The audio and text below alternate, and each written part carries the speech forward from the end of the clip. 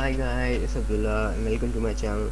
Today I'll be showing you how to take screenshots on Windows.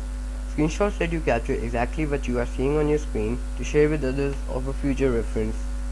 Taking, saving and sharing screenshots can be extremely helpful. Now, I will be showing you two ways you can take screenshots and one way you can edit them. The first way you can take a screenshot is by holding the Windows key on your keyboard and pressing the print screen or PRT-SC key, as I have done here.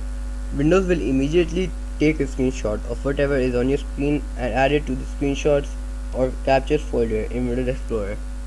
To view it, open Windows Explorer, go to Pictures, Screenshots, and there you have it.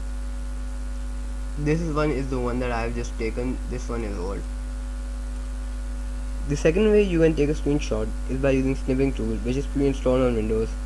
All you need to do is open the start menu, type Snipping tool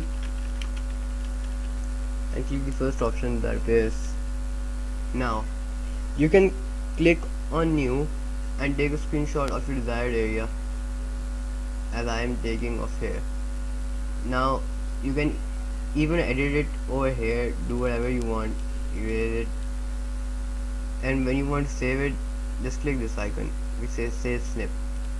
When you click this, you can select your location in which you want the screenshot to be saved. In this case, I will just want it to save in the same location with a different name. I am naming it Snipping Tool Screenshot and just save. Now just open Windows Explorer, go to the location you saved the screenshot in, and there you have it. Now let me show you how to edit the screenshots you have taken.